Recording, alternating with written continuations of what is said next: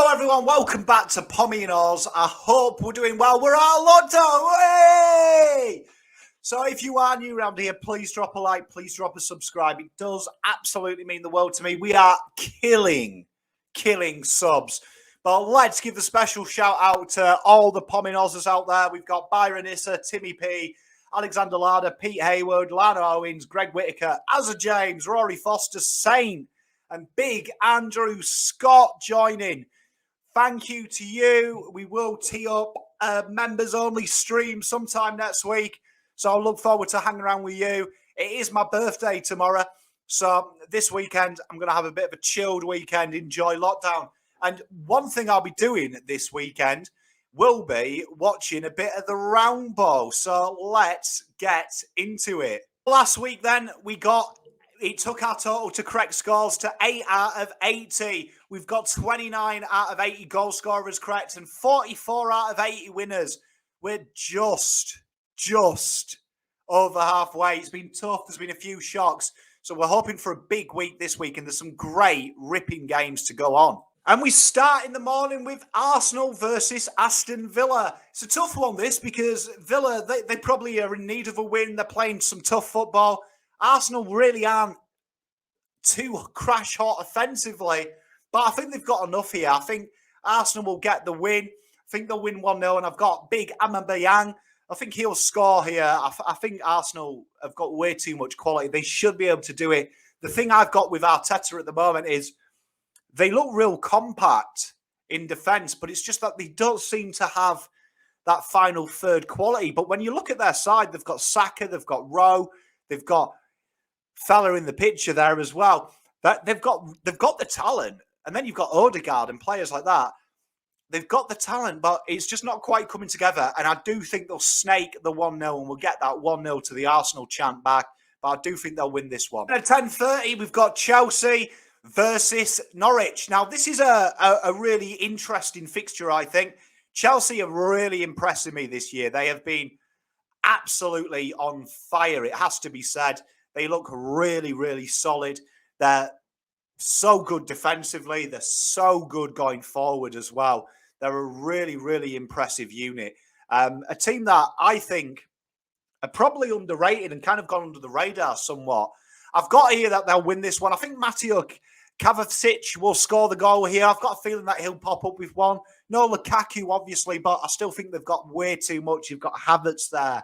He scored just the game just gone against Malmo. They've got so much quality in and around that side.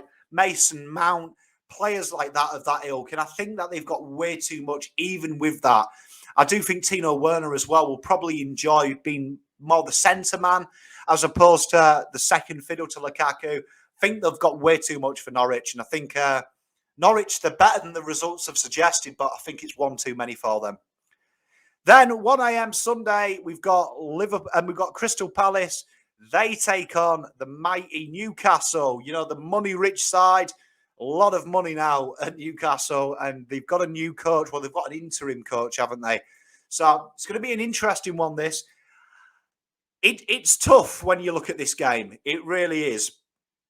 Because it could go either way. I've got this 1-1 though. I have got this 1-1. And I've got a feeling that Eduardo will score. I think he'll be 1-0, and I think he'll get the goal. Former Celtic boy, so we don't really talk too much about him. But I do feel like this has got a 1-1 written all over it. Palace, it wouldn't surprise me to get the win, but I do think that Crystal Palace and Newcastle, it has a draw. I think they'll be a bit buoyed. Usually when you lose a coach, the next guy gets a little bit of a grace. So I think it'll be 1-0. Then we have Everton versus Watford. And again, on the Sunday morning, I think Everton here will get the job done. I've got Damari Gray scoring here, 2-1 win. Watford, they're hard to really put a picture on where they are. Claudio Ranieri, obviously, he's taken over. It's a tough gig because Watford have got a decent squad. It's just trying to find it. And for me, I thought Ranieri was the wrong move.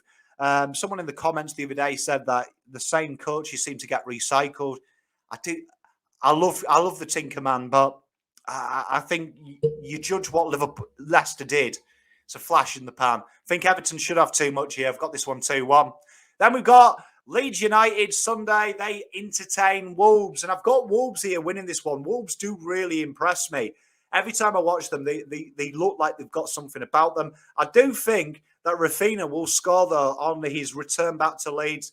Obviously, them South Americans, it really does sting them. Leeds are way better, though, than their results suggest as well. They play a real positive brand, but a bit of that second, third year blues, isn't it? You seem to see Premier League teams, the second and third season, it's really hard to back up the first year.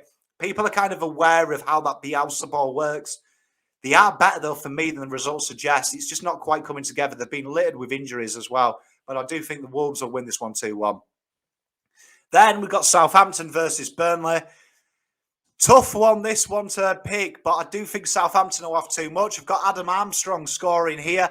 A 2-1 win for Southampton. It should be a good game, though, this. This is a game that, Southampton will be looking, and these are the 3 points that are so vital in today's game. When you're playing one of the lower-end teams, you need to snag them points. I do think Southampton will have too much quality in the end for them.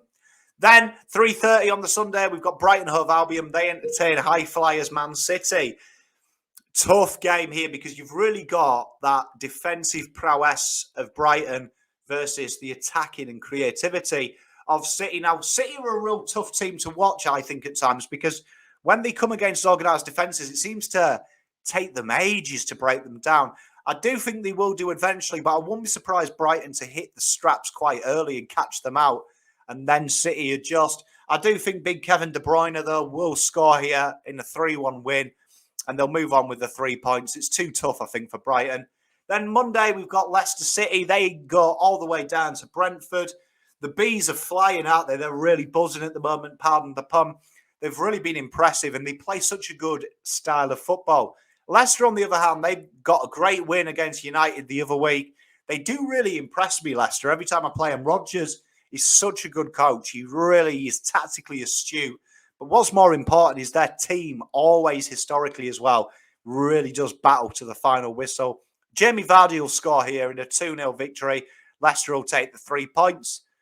Then we've got West Ham against Tottenham, and I've gone for me shock here. I think the Hammers will win the London derby here. And I've just got a feeling, I think Antonio will score. There's question marks about Tottenham under Nuno.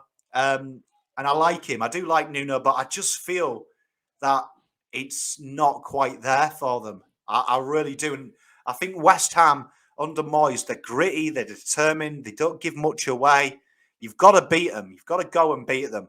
So I've really got here Antonio scoring, and I think the Hammers will take the chocolates. Then we got United versus Liverpool. Now, this is a game that historically Ole buys himself time.